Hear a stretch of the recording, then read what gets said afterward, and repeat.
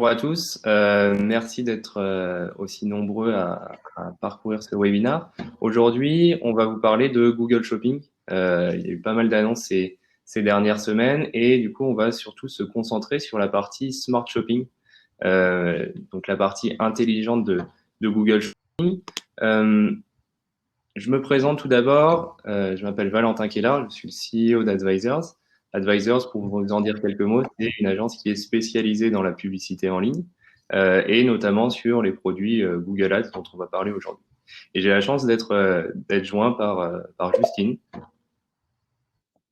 Bonjour à tous, merci Valentin de m'accueillir aujourd'hui pour ce webinaire.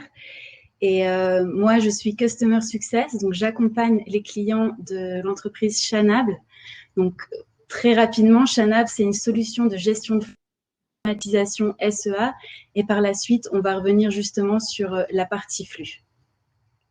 Super. Du coup, aujourd'hui, l'agenda, il va se décomposer en trois parties. Déjà, je vais vous parler de tout ce qui est Smart Shopping. Effectivement, c'est un produit assez révolutionnaire qui est déjà sorti il y a quasiment 2 ans maintenant, et on va revenir sur les différences, notamment avec des campagnes shopping traditionnelles. Justine va nous parler des étapes importantes pour avoir un flux shopping qui soit parfait pour la bonne diffusion sur le levier de Google. Et enfin, point important, comment structurer ces campagnes Smart Shopping? Parce qu'effectivement, à la base, on avait une structure très très simple. Nous, chez Advisors, on a développé des nouvelles structures, des nouvelles façons de faire qui vont pouvoir être intéressantes sur le développement de ces campagnes Smart Shopping. La présentation va durer entre 20 et 25 minutes et on va garder un temps de questions à la fin du webinaire. Donc, n'hésitez pas à mettre vos questions, on les consultera à la fin. N'hésitez pas à les mettre au fur et à mesure de la présentation. Donc, pour entrer directement dans le vif du sujet, Google Shopping, je suppose que la plupart d'entre vous connaissent, c'est un produit de Google qui a été lancé en 2012 et qui en 8 ans a pas mal évolué. Au départ, un produit qui était gratuit, qui est devenu payant, et là, depuis quelques semaines, il y a une annonce d'une partie seulement de Shopping qui va redevenir gratuite. Google Shopping, c'est vraiment l'allié des e-commerçants. On a fait quelques études au sein de l'agence, on a une centaine d'e-commerçants et presque la moitié en moyenne de leur budget publicitaire sont sur Google Shopping. Donc pourquoi un entrain aussi important? Parce que Google Shopping, tout simplement, c'est un produit qui va vous ramener de la rentabilité, du ROAS, et c'est souvent ce que vous attendez en tant qu'e-commerçant. On va parler notamment de ces campagnes Smart Shopping, ces campagnes shopping intelligentes.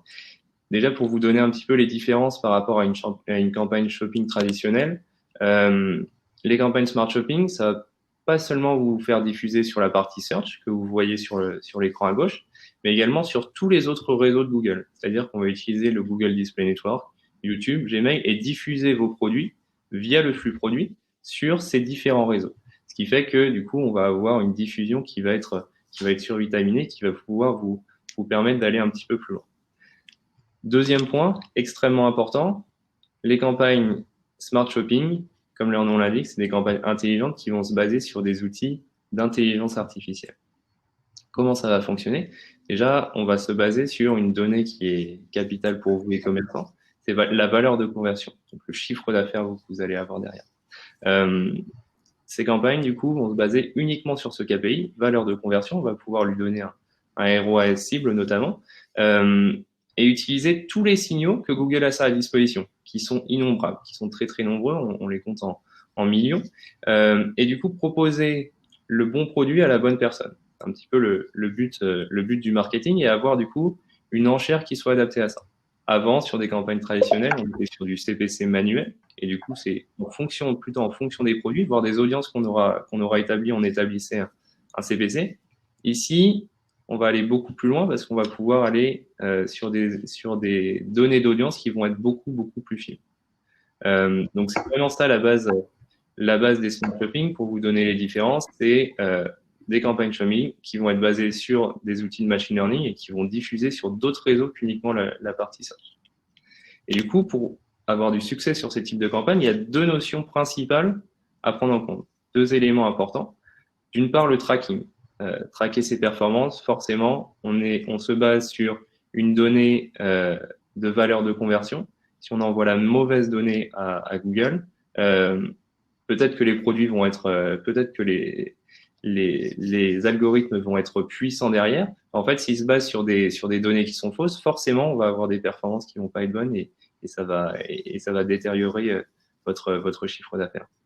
Et deuxième point, tout aussi important, la partie flux. Le flux sur Shopping et encore plus sur la Smart Shopping, c'est l'élément prépondérant parce que ça va être les données sur lesquelles Google va se baser pour vous faire diffuser sur les différents mots-clés. Et ça va être aussi votre annonce parce que le titre, les éléments de l'image notamment, c'est les éléments qui vont constituer votre annonce. Du coup, pour aller un petit peu plus loin sur cette partie flux, je vais laisser la parole à Justine qui va vous expliquer les différentes étapes pour avoir un flux qui soit vraiment pertinent et performant. Oui, merci Valentin. Donc, comme tu l'as déjà précisé, effectivement, Google, c'est un levier incontournable pour les stratégies e-marketing.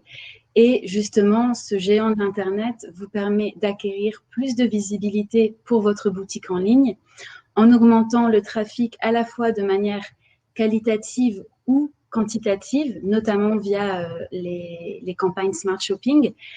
Toutefois, comme Valentin l'a précisé, pour cela, il est vraiment primordial de soumettre au Merchant Center un flux de produits complet et qui répond aux standards de la plateforme. Donc, c'est vrai qu'il n'est pas toujours très simple de fournir un fichier au format correct avec la possibilité d'automatiser la mise à jour des données de stock, par exemple, mais c'est là qu'intervient un agrégateur de flux comme Chanable qui vous permet justement de créer rapidement un flux Google Shopping optimal sans avoir besoin de connaissances techniques au préalable et dans le but de résoudre justement ces problèmes de mise à jour. Donc, ce que je vais faire aujourd'hui, c'est vous présenter les 3 étapes essentielles à un flux optimisé pour Google Shopping, ce qui vous permettra également d'avoir une campagne Smart Shopping efficace. La première étape qui apparaît justement sur cette slide, c'est effectivement importer votre catalogue produit en Chanable avec votre plateforme e-commerce.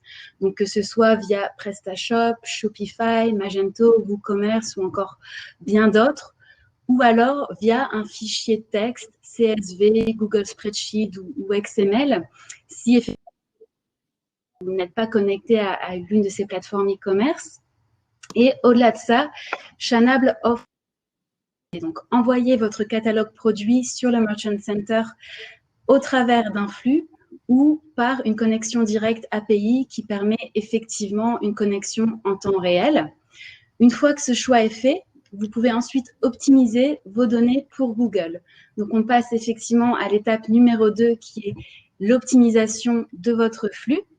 Donc, comme on l'a déjà mentionné au début de ce webinaire, un flux efficace sur Google Shopping, c'est un flux qui répond aux exigences de la plateforme. Donc, il faut savoir régulièrement à jour nos informations pour que vos flux correspondent aux standards du moteur de recherche.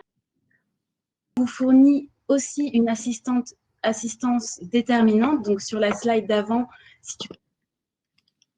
on voit justement les points suivants sur lesquels on vous assiste. C'est, par exemple, voir directement dans l'outil quelles sont les informations qui sont obligatoires, recommandées ou optionnelles par Google. Vous voyez également les valeurs qui sont acceptées par Google Shopping. Et ensuite, vous n'avez plus qu'à lier vos informations produits, donc importées via votre catalogue produit au sein de Chanable, avec le champ de Google Shopping correspondant. Donc, sur la slide suivante, on voit effectivement comment ça apparaît dans l'outil. Donc, vous allez voir à gauche les champs internes de votre catalogue produit. On voit ensuite les champs duals qui sont obligatoires et requis par Google Shopping. Et ensuite, vous avez le petit point d'interrogation qui vous permettra de voir quelle est la valeur requise par le moteur de recherche. Donc, on peut prendre par exemple le champ Availability qui correspond à votre stock, à la disponibilité de vos produits. Et on voit dans cette impression écran que la valeur requise par Google Shopping est in stock ou out of stock. Donc, on va revenir dessus sur cet exemple par la suite avec justement les règles. Donc, sur la slide suivante, ce que je souhaite aborder avec vous, c'est justement qui est la magie au sein de Chanable en vous permettant de modifier votre flux en seulement quelques clics. Donc, si on reprend le cas concret que j'étais en train de vous présenter, le champ Availability, disponibilité, n'accepte pas au niveau de Google des valeurs numériques. Donc, grâce à Chanable, vous allez pouvoir voir effectivement quelle est la valeur souhaitée. Donc, comme on l'a vu tout à l'heure, c'est in stock ou out of stock. La fonctionnalité des règles de Chanable vous permettra de créer un nouveau champ et de le remplir avec les données nécessaires. Donc, sur cette slide, on voit effectivement un exemple de règle. Donc, cette règle fonctionne simplement comme une phrase que vous pouvez lire. Et on voit en fait que pour remplir ce champ, on a décidé de prendre le stock égal à 0. Alors, on va aller placer la valeur out of stock dans le champ Availability qui correspond à votre stock et qui est requis par Google. Donc, simplement, c'est une optimisation très simple, mais ça vous permet de placer la bonne valeur requise par le moteur de recherche comme expliqué. Donc, ces règles sont vraiment très intuitives. Et sur la slide suivante, j'ai noté quelques petits exemples d'optimisation qui sont possibles. Donc, par exemple, l'amélioration des descriptions de vos produits, l'optimisation des titres, ça peut être également l'exclusion de produits non rentables, notamment en couplant votre compte avec Google Analytics et en créant des libellés personnalisés, par exemple pour les top produits qu'on souhaite mettre en valeur ou les produits non rentables qu'on souhaite exclure, ou encore ajouter le fait que la livraison est gratuite à partir d'un certain montant. Donc, ce sont vraiment des exemples de règles basiques, mais les optimisations et dépendent vraiment de votre stratégie marketing. Et enfin, je passe à la troisième étape qui est effectivement le contrôle qualité. Donc, cette option, ce qu'elle va vous permettre de faire, c'est de vérifier après modification si des informations qui sont obligatoires ou recommandées par Google sont encore manquantes pour certains de vos produits. Donc, concrètement, en résumé, le contrôle qualité vous permet d'assurer que votre flux est complet afin qu'il soit accepté par Google Shopping. Et si tu reviens sur la slide précédente, Valentin, là, on a une impression écran qui montre par exemple que 8 articles, donc 8 produits, ont encore un champ manquant pour Google Shopping. Donc, ce qu'on peut faire dans ce cas-là, c'est retourner dans le système de règles avec, par exemple, les optimisations que je vous ai présentées précédemment. On va aller remplir ce champ afin de s'assurer que ces 8 produits diffusés sur Google Shopping. Et effectivement, dès que ces produits auront été optimisés, cette information disparaîtra du contrôle qualité. Voilà, donc ça, c'était les 3 étapes clés vous permettant d'avoir un flux parfait pour Google Shopping. Et pour conclure, je dirais que l'avantage d'un flux complet et optimisé, c'est effectivement que vous pouvez créer rapidement des flux Google Shopping pour différents pays cibles. Donc, si vous avez déjà vos informations produits dans différentes langues, il suffira simplement de copier les règles et vous garderez la même structure et les mêmes règles pour vos différents flux par pays. Donc, c'est assez pratique et c'est un gain de temps. Et enfin, ce flux complet vous permettra également d'améliorer votre ranking dans l'onglet Google Shopping. Et aussi, comme l'a précisé Valentin, c'est un élément indispensable pour la création de vos campagnes Smart Shopping, et également pour toutes vos campagnes shopping. Et Valentin va maintenant nous présenter la structure d'une campagne Smart Shopping. Yes, merci beaucoup Justine. Effectivement, ces données de flux, c'est des données qui sont primordiales pour aller beaucoup plus loin sur la partie Smart Shopping. C'est les basiques, le tracking, le flux. Après, quand on a mis ça en place, qu'est-ce qu'il nous reste à faire pour aller plus loin sur les campagnes Smart Shopping? En fait, au tout début des campagnes Smart Shopping, on a commencé à les tester chez Advisors il y a 2 ans en version bêta. C'est resté quelques mois en version bêta et c'est maintenant disponible à tous les annonceurs e-commerçants. La best practice, c'était ça. C'est-à-dire que on prenait tous les produits de son flux et on les mettait dans une seule campagne. Et cette campagne, soit on la mettait sur maximiser la valeur de conversion ou sur un ROAS. Donc effectivement, ce qu'on a fait assez rapidement, c'est qu'on s'est rendu compte, après plusieurs tests, que ces campagnes, quand on les mettait sur du ROAS cible et qu'on les comparait à des campagnes traditionnelles, avec une structure beaucoup plus granulaire, on arrivait à des meilleures performances en termes de retour sur investissement. Donc ça, c'est une excellente nouvelle et effectivement, c'est pour ça que le produit s'est aussi beaucoup développé parce que les performances étaient là. Par contre, assez rapidement, on s'est rendu compte que on avait très peu d'angles de manœuvre sur l'optimisation de ces campagnes. C'est-à-dire que un e-commerçant qui vend ici, par exemple, des blousons, des chaussures et des shorts, bah, en réalité, on va pas pouvoir avoir la même stratégie sur tous ces produits. Là, l'idée, c'est que si on rassemble tout, bah, forcément, on a un seul objectif, une seule valeur en termes de retour sur investissement et on laisse l'algorithme diffuser sur les produits qui semblent le plus pertinent pour lui. Mais du coup, on se retrouve avec ça. C'est-à-dire que, par exemple, sur les blousons, on a des objectifs qui sont moins élevés que sur les chaussures et sur les shorts. Et du coup, on va, euh, on va vouloir pousser plus certains produits que d'autres. Et là, ce qu'on se rend compte, c'est que bah, comme l'algorithme va utiliser uniquement certains donneurs de valeurs de conversion et de ROAS pour diffuser, s'il se rend compte que les chaussures, bah, en fait, c'est plus facile de les vendre, bah, il va diffuser la plupart du budget publicitaire, ici, dans cet exemple, 60%, sur des produits de chaussures. Les blousons plus difficiles à vendre, on va diffuser que 15%, alors que potentiellement, on a des objectifs de vente qui sont plus importants. Et encore ici, on a toujours une diffusion. Des fois, on n'a vraiment aucune diffusion parce que l'algorithme pense que c'est trop compliqué. On se retrouve avec des choses comme ça, des objectifs de vente qui ne correspondent pas aux dépenses publicitaires. C'est un petit peu dommage pour des e-commerçants. Et en plus de ça, notion extrêmement importante, bah, forcément, vous avez des marges qui sont différentes en fonction de vos produits. Ici, on prend un exemple avec des chaussures, sur certaines, peut-être 60%, d'autres 75%. C'est des chiffres fictifs, c'est un exemple. Mais vous voyez le point que bah, forcément, si ces chaussures qui ont une marge à 60% sont plus faciles à vendre et de respecter le ROAS qui a été fixé, Google va automatiquement plus pousser ces chaussures que les autres qui pourtant vous rapportent plus d'argent. Donc en fait, c'est cette grosse difficulté qu'on va avoir. Et d'ailleurs, c'était la best practice à la base de dire on rassemble tout dans une campagne, on laisse l'algorithme faire. Assez rapidement, on s'est dit on va challenger ça. Et du coup, on est sorti avec des structurations, on a fait pas mal de tests. Et ce qu'on peut vous proposer aujourd'hui, c'est une structuration qui marche sur pas mal d'e-commerçants de notre agence. Déjà, on va se dire, on a un objectif business, on va avoir un type de campagne. Donc effectivement, à la base, c'était pas forcément recommandé d'avoir plusieurs campagnes. Pourquoi? Parce que les algorithmes fonctionnaient mieux avec beaucoup de données. Sauf qu'au fur et à mesure, bah, on est sur des algorithmes on a un historique qui est de 2 ans maintenant. Les algorithmes, ils ont largement évolué. On est sur du machine learning et ça, c'est des types de campagnes qui évoluent toujours. Et en fait, on a vu assez rapidement que en segmentant les campagnes, bah, en fait, ça pouvait aussi fonctionner. Effectivement, il fallait garder un certain volume de données, mais en fonction de ça, on va pouvoir faire différents types de campagnes et avoir différents types de stratégies.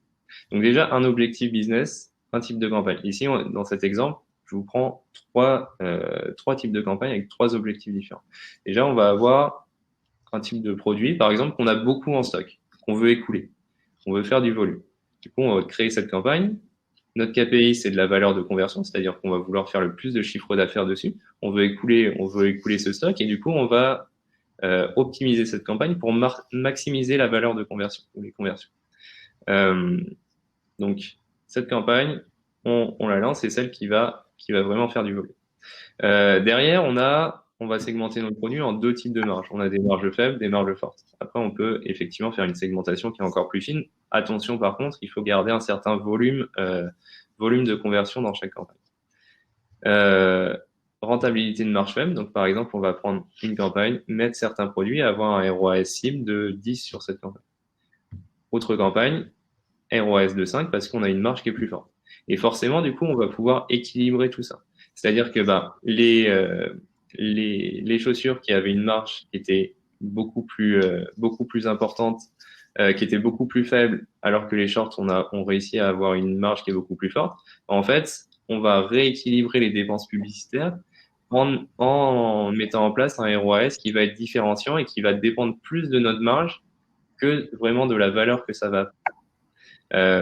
Donc du coup, ça nous permet vraiment d'aller beaucoup plus loin et d'aller chercher au global beaucoup plus de marge pour nos clients. Autre point important, en plus de la diffusion sur Google Shopping, ce qu'on va recommander, c'est une diffusion sur un CSS. Un CSS, qu'est-ce que c'est? C'est comme vous le voyez en dessous, un comparateur de prix qui va se positionner exactement de la même façon que Google Shopping dans les résultats de recherche. Et en fait, le gros avantage du CSS, c'est que on va pouvoir bénéficier de 20% de CPC en moins et d'un volume additionnel. En fait, Google réserve un volume additionnel aux annonceurs qui utilisent du CSS. Pourquoi? Parce que s'ils ne le font pas et qu'ils ont trop de domination sur le marché, ils vont être pénalisés par la Commission européenne. Donc, ce qu'on va recommander, c'est d'avoir certes des campagnes qui vont se baser sur le CSS Google Shopping et qui vont diffuser sur le search et en smart shopping, etc.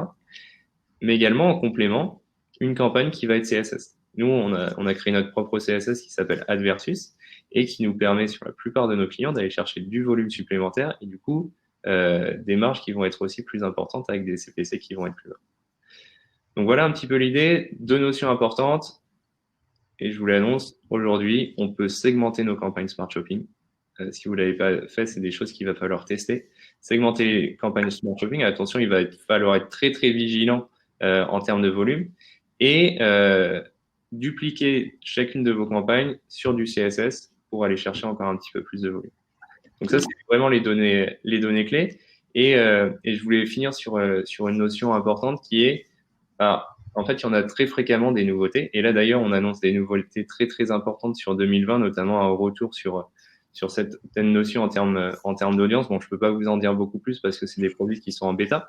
Mais ce qu'il faut savoir, c'est que Shopping, qui était il y a 2 ans, qui allait se limiter à une campagne Smart Shopping, bah, c'est fini cette époque. Il va falloir être un petit peu plus granulaire, un petit peu plus poussé en termes de stratégie, et surtout plus on va faire apparaître de nouveaux produits chez Google, et c'est ce qui arrive en ce moment, plus ça va être important d'avoir une stratégie beaucoup plus globale et qui va être basée sur la marge. On va pouvoir prendre quelques questions. Ouais. Justine, je sais pas si tu peux. Oui, alors je regarde les questions. Pour l'instant, il n'y en a qu'une. Alors, si vous avez d'autres questions éventuellement pour Valentin concernant les campagnes Smart Shopping, n'hésitez pas à les écrire maintenant. Il y en a une de Florent qui dit « Bonjour, quelles sont vos recommandations d'optimisation des titres, description des produits pour avoir un bon flux ?» Donc, je peux me permettre de répondre à cette question et peut-être si tu veux ajouter après. Concrètement, comme je le disais, il y a des optimisations très simples qu'on peut faire au niveau de l'outil. Donc, par exemple, s'assurer de retirer le HTML de la description du titre, s'assurer que le titre apparaisse avec une majuscule et ensuite le reste de la phrase en minuscule.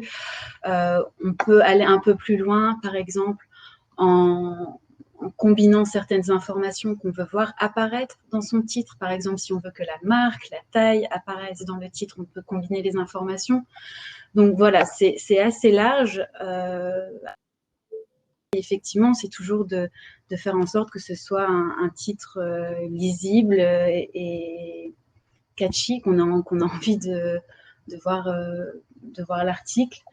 Je ne sais pas si tu as un autre conseil à ça. Ouais, effectivement, c'est des bons conseils. Après, en plus de ça, effectivement, la notion de marque, elle va être assez importante. Ça va dépendre de la force de la marque du produit que vous vendez, forcément. Mais si on est sur des produits qui ont une marque très très forte, c'est souvent intéressant de les mettre au début.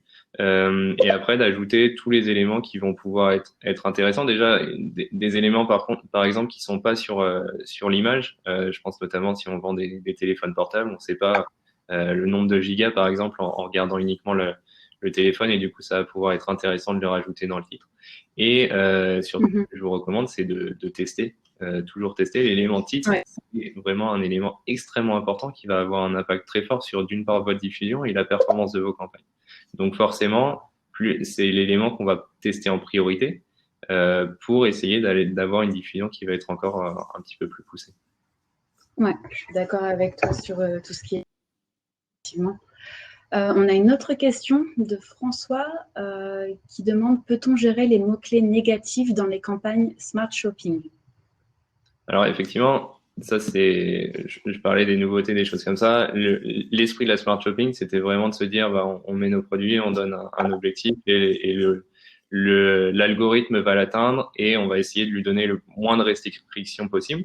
Euh, Effectivement, c'était plutôt une bonne idée, etc.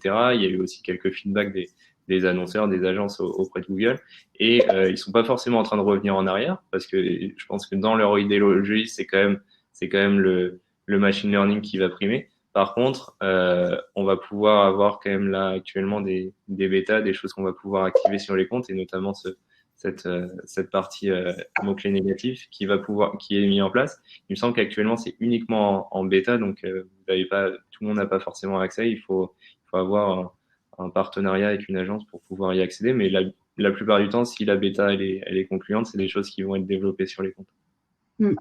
Ok. On a deux nouvelles questions. Donc, il y en a une de Pierre qui demande: bonjour Valentin et Justine, qu'est-ce qu'on doit faire quand des nouveaux produits apparaissent dans le flux? Donc, je ne suis pas certaine de savoir, Pierre, ce que vous voulez dire par apparaissent dans le flux. Il faut savoir que si vous souhaitez rajouter en fait, s'il y a une connexion avec une plateforme e-commerce, l'ajout de produits se fait automatiquement. Si vous souhaitez ajouter de nouveaux produits dans votre flux via un fichier texte, vous pouvez combiner ces informations. Donc ça, c'est totalement possible.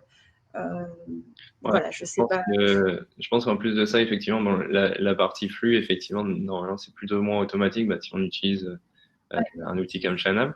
Par contre, sur la partie shopping, ce qu'on remarque fréquemment, c'est que si on a une nouvelle gamme de produits, et que même si on le fait apparaître dans sa campagne Smart Shopping avec d'autres produits qui ont un historique, ils ont beaucoup de mal à diffuser. Et des fois, ça diffuse même pas du tout.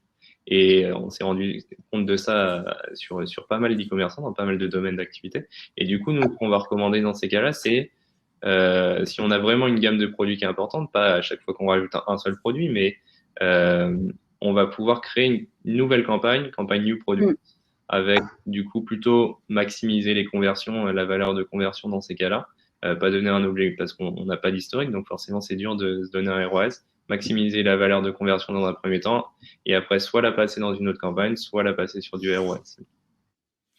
Ok. On a deux autres questions, mais je vais prendre celle de Frédéric puisque Florent avait déjà posé une question. Bonjour, avez-vous un retour d'expérience des campagnes Smart Shopping dont l'objectif est la prospection, acquisition? Y a-t-il une cannibalisation avec les campagnes Smart Shopping classiques? Donc ça, c'est plus adressé à toi, je pense, Valentin. Ouais, effectivement, donc ça c'est un nouveau produit qui est actuellement en bêta. Donc je peux pas forcément trop en parler, mais effectivement c'est des produits qu'on teste actuellement, mais qui sont très nouveaux parce qu'ils viennent d'apparaître en fait sur le quarter dernier. On n'a pas énormément de retours, mais après le principe c'est que ça se cannibalise pas forcément. Donc c'est quelque chose qui va s'ajouter dans notre stratégie en fait de Ok. shopping global. Ok. Une autre question de Florent. Ne pensez-vous que l'inversion rentabilité est due au fait que ces campagnes Smart Shopping font en fait du remarketing type Criteo? Quel est votre avis là-dessus? Quel est selon vous le pourcentage de remarketing de ces campagnes Smart Shopping? Alors ça, effectivement, c'est une donnée qu'on n'a pas. On n'a pas la segmentation par levier. Mais en fait, on s'aperçoit que sur les comptes où on avait du shopping et du remarketing dynamique, donc qui étaient censés utiliser le même réseau que les smart shopping utilisent, on a des performances qui sont beaucoup plus élevées. Donc en fait, c'est pas uniquement ça. C'est pas uniquement se dire c'est smart shopping où on a rajouté du remarketing dynamique et c'est fini. Non, pas du tout. Ça va vraiment beaucoup plus loin et tu as des algorithmes qui vont pouvoir aller chercher des performances bien meilleures sur uniquement la partie shopping. Okay. Alors, on n'a pas d'autres questions. Je regarde.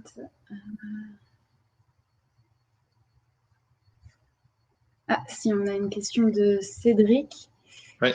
Bonjour, est-ce que la pertinence de l'intelligence artificielle Google n'est pas limitée par des campagnes trop segmentées, pas assez de produits, par exemple. Donc, c'est un peu lié à ce que tu disais tout à l'heure en conseillant de segmenter.